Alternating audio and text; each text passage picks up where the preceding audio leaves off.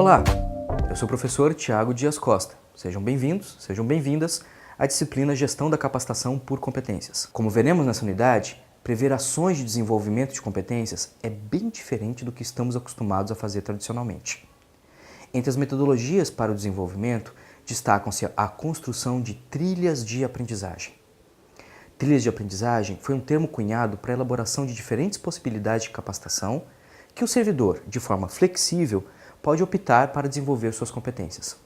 A flexibilidade implícita no conceito permite que o desenvolvimento do servidor possa ocorrer considerando as características da instituição em que trabalha e suas características pessoais. Tantos benefícios, todavia, carece de uma metodologia clara para o desenvolvimento de um processo que permita a construção de trilhas de acordo com os objetivos da instituição. Como veremos ao longo da disciplina, ainda é muito escassa a literatura que descreve como essas trilhas devem ser contempladas. Da mesma forma, poucos trabalhos têm descrito como as trilhas podem ser desenvolvidas e aplicadas em contexto público. Bastos, 1991, define a aprendizagem como um processo de mudança do comportamento pela experiência. Assim, aprender é fazer algo diferente do que era feito anteriormente. Quando uma pessoa se comporta de forma diferente depois de viver uma determinada experiência, podemos afirmar que ela aprendeu. No primeiro nível das ações de aprendizagem da organização estaria a informação.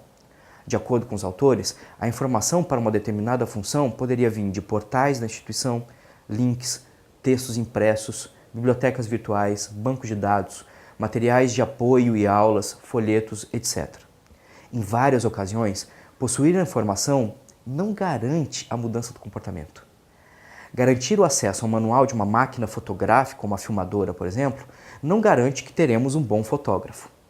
Assim, como ler o manual de um avião não garante que o indivíduo seja capaz de pilotá-lo. Uma orientação de como se vestir em um determinado órgão ou que equipamento de proteção deve ser utilizado para uma visita em um determinado local podem ser considerados o que nós chamamos de instrução, uma vez que somente a cartilha de como utilizá-lo pode ser insuficiente. Aquela explicação rápida que damos a um colega de trabalho de como fazer uma solicitação utilizando um sistema também pode ser considerado uma instrução, quando a leitura do manual não foi suficiente. Essa intencionalidade em produzir melhora no desempenho é a principal característica que, de acordo com Bastos, diferencia o conceito de treinamento dos demais. Assim, um servidor poderia aprender somente entrando em contato ou conversando com outros servidores.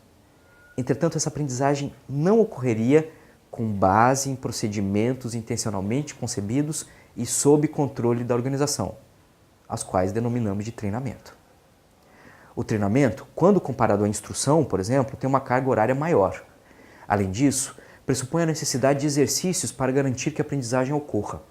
Assim, quando em uma ação instrucional, para poder ligar um computador, uma cartilha é suficiente para garantir que um cálculo matemático avançado seja feito em Excel, há necessidade de uma programação de atividades, textos e exercícios nessa modalidade.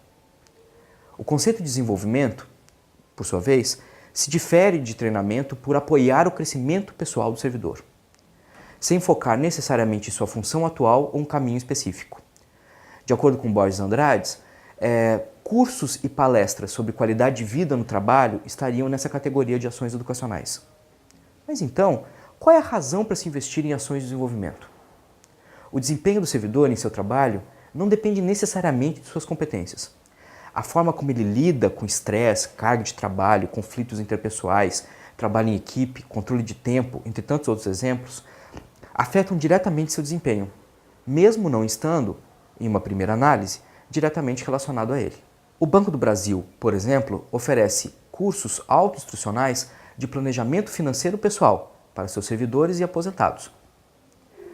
Por outro lado, o conceito de educação tem como objetivo preparar o servidor para uma função diferente num futuro próximo. Cursos de média e longa duração se encaixariam nessa categoria na expectativa que o servidor assuma novas funções na instituição quando os mesmos forem concluindo. Assim, um mestrado em gestão pública, por exemplo, instrumentalizaria os servidores concluintes a assumir posições de gestão e planejamento quando da sua conclusão. É importante notar que as linhas que separam uma modalidade de ação educacional de outras são pontilhadas. Os autores fizeram assim propositalmente para dizer que a diferença entre uma modalidade e outra é muitas vezes muito tênue. Todavia, cada uma dessas formas de indução de aprendizagem pode ser relacionado a uma hierarquia de objetos de aprendizagem. Quanto mais complexo e estruturado for o objeto de aprendizagem, mais complexa é a ação de aprendizagem necessária para o seu desenvolvimento.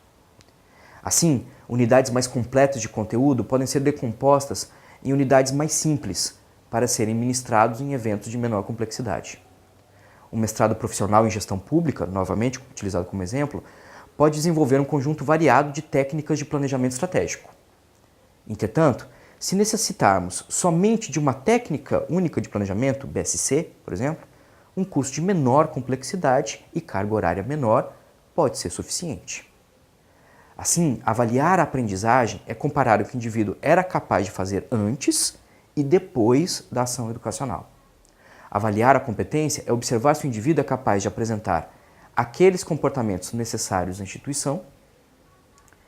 E vamos imaginar que uma ação educacional é programada para desenvolver a competência realizar cálculos matemáticos em Excel. Para avaliar essa aprendizagem, devemos ser capazes de mensurar o que o nosso servidor era capaz de fazer antes da ação e o que ele passou a ser capaz de fazer depois. Para avaliarmos a competência, todavia, temos que observar o servidor voltando ao seu ambiente de trabalho e realizando cálculos em Excel de acordo com a instituição estava determinando. Podemos constatar, por exemplo, que em nossa avaliação de aprendizagem, o servidor passou a ser capaz de reconhecer os principais comandos de Excel depois da nossa ação educacional. Entretanto, em seu trabalho, ele ainda não é capaz de realizar os cálculos necessários. Tome cuidado com isso. É isso, pessoal. Até breve, até o próximo vídeo.